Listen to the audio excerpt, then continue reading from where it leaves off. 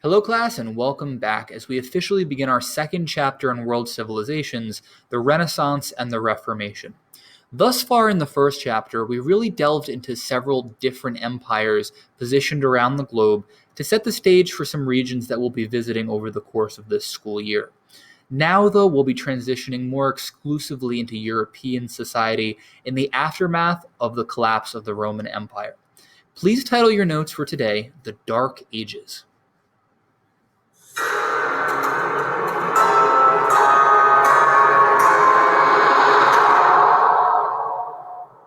So, the Dark Ages are a fascinating period of history, really taking place during the Middle Ages. The nickname Dark refers to the fact that so little was written or recorded during this time. After the scholarship and technology and architecture of Rome, the civilization largely falls apart, and in its place, people move into the countryside away from city life.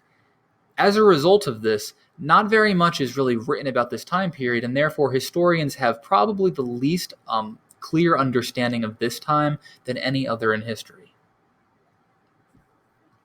So to begin, we have to start by talking about the fall of the original Roman Empire. Emperors began giving barbarian tribes, basically nomadic groups outside of their borders, land in exchange for military service. They had expanded to enormous lengths, and therefore the empire was spread enormously thin. So basically, the idea is that these barbarian tribes would protect the empire. In exchange, they would be given land within the empire itself. However, as political instability and inflation in their currency began plaguing the empire from within, barbarians rised up, and the added conquest and warfare taking place within its own borders leads to the empire really falling apart. In the aftermath of this, the direct aftermath, this is what we know as the Dark Ages, about 500 CE to 1000 CE. The medieval period will continue beyond that all the way until the Renaissance in the 1300s, but the Dark Ages is immediately going to follow the fall of Rome. And again, the reason for this is because so little is written and recorded. Tribes often could not read or write. They had scattered languages.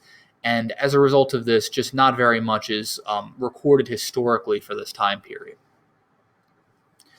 It's important to understand that the remnants of the Roman Empire remained even though people had moved away from city life. People were now living on manors in the feudal system, but the remains of Rome, the structures, the roads, were still there as a constant reminder of the great civilizations that once existed, even though people really couldn't recall how to achieve the same things that the Romans did.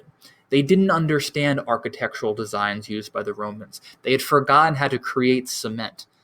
Architecture and artwork changed dramatically during the medieval period. And then you'll see later on during the Renaissance, it's really about a resurgence of these ancient Roman ideas.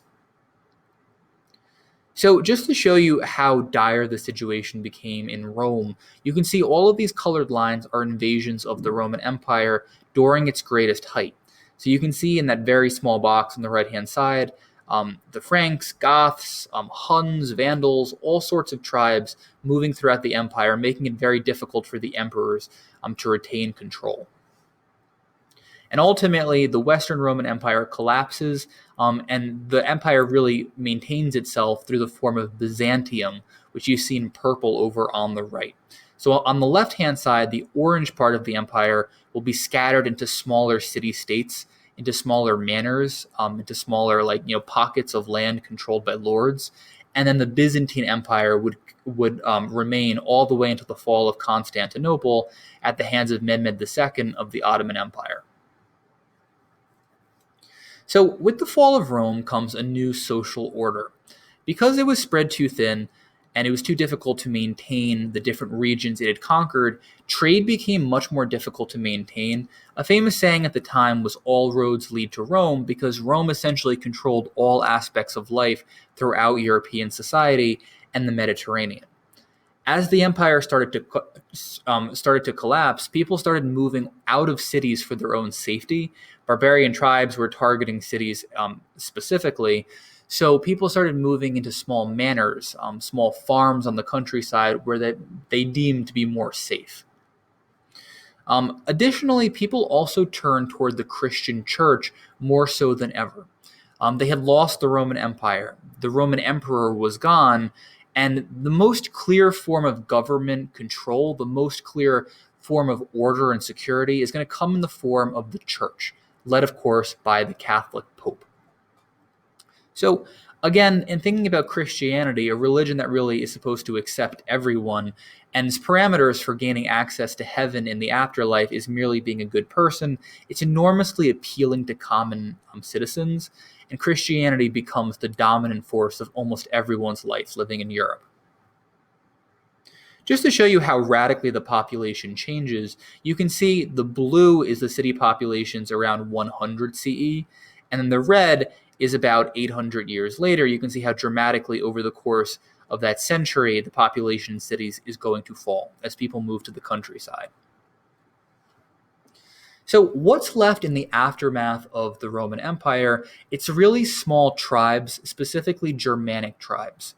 These are going to replace Roman provinces, specifically in the period between 400 and 600 CE. Most of these tribes were led by a chief, and that chief would have a loyal band of warriors supporting them. These tribes were constantly at war with one another, their languages varied, their cultures varied, and as a result, life in Europe was very dangerous and very unsafe at the time. People sought refuge in the form of manors, where a local lord would offer them protection and safety. Because these tribes all had their own customs and cultures, making a unified government was very challenging. The first person to really unify tribes and make a more coherent empire was Clovis I. He was the ruler of the German province of Gaul, which is modern-day France. He officially converts to Christianity in 496 CE, soon after the fall of the Roman Empire. He is the one who unites several Frankish kingdoms together, and you're going to see that his leadership sets in motion what will eventually become the Holy Roman Empire, an essential civilization that's going to be with us for a great deal of our class. Following Clovis, Emperor Charlemagne will become the most notable ruler in history up until this point. He's going to build the biggest empire since Rome, even bigger than Byzantium. He fights off surrounding tribes and basically creates a civilization similar in some ways to the original Roman Empire. He's going to spread Christianity, and he actually rescues the Pope during a dire situation where angry mobs are rising up against the Catholic Church. And in gratitude, the Pope crowns Charlemagne the new Roman emperor. And this is significant for a lot of reasons. It symbolizes a union not only between the Germanic tribes, which were united by Clovis I, but it also is a union with the Catholic Church now, as well as the original Roman Empire. So Charlemagne is going to rule over an empire called the Carlinian Empire. So this is not that important for the context of our class, but you can see where this empire was situated in the world, basically located in much of Central Europe. This is often seen as a forerunner for the Holy Roman Empire, which will be really important for this class and we'll be talking about quite a bit. So that's why you're being told about it now. Charlemagne is also significant for a few other reasons as well. He encourages learning, a very stark contrast from what people were experiencing in the Dark Ages. Very few people knew how to read and write. They relied on a local priest really for biblical scriptures and understandings of the world. He also surrounds himself with scholars, which is a big departure from what society was like prior to this. In most manners, it was religious officials who basically argued that everything that they were doing was for God. These scholars were people who were actually interested in math and science, politics, policy, and things like that. He begins opening schools to educate children, monasteries to train monks and nuns. He begins centralizing power in a real government again. Again, very different from the chaos that people were living in following the fall of the Roman Empire. And he begins taking control away from nobles, which is basically what most government structures were like in the Middle Ages, as local nobles ruled over their serfs or their peasants on their manor. Just to show you Charlemagne's empire, this is what it looks like, again located in Central Europe. The empire is going to be the most significant during this age of feudalism, which I'll talk about in just a moment. So the feudal system is absolutely essential to understand in our class. You're going to see a lot of social pyramids throughout world civilizations, one of the most notable being the feudal pyramid, which you see pictured over there on the right. You can see at the very top of the pyramid is the king of the empire, or the ruler. Underneath that would be local lords and noblemen, as well as clergy officials.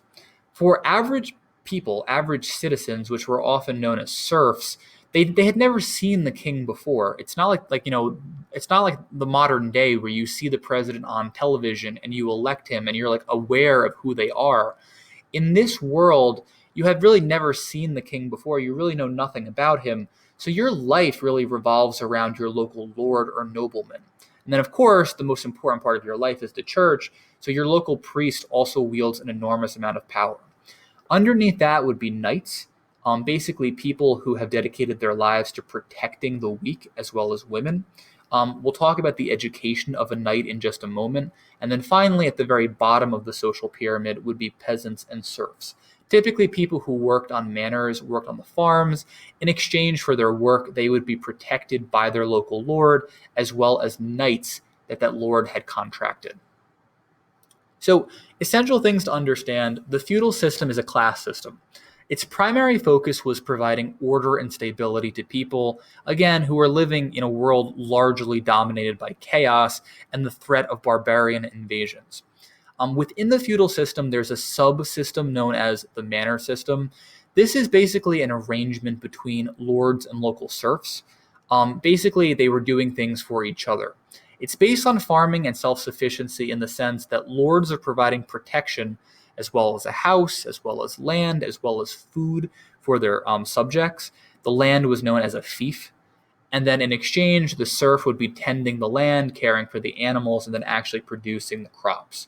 So serfs are being protected, lords are making money and gaining food from their subjects, aka their serfs. And one important distinction is serfs were not allowed to leave the land.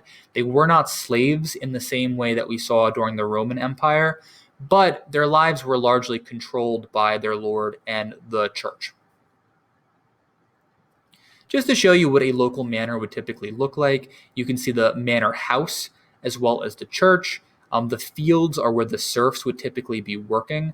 And then you can see that typically knights would be positioned around the exterior to protect them from invasions from barbarian tribes. Some essential aspects of a manor, and you can see like this is typically what a manor would look like. Each region had a church on the manor. This is really where law and order came from. Of course, the lord had a fair amount of control too, but it was really the local priest who was the most important to people living on that land. Because the priest controlled people's access to heaven and was responsible for delivering sacraments like baptism, holy matrimony, last rites, and things like that, he was enormously important. The priest also administered confession, which Christians believed was necessary for gaining access to paradise. So his ability to absolve sins was also extremely noteworthy too. People's hope for salvation and gaining access to heaven really kept them in line and kept them obedient both to the church and their local lord. They would pay the church a tax or a tithe.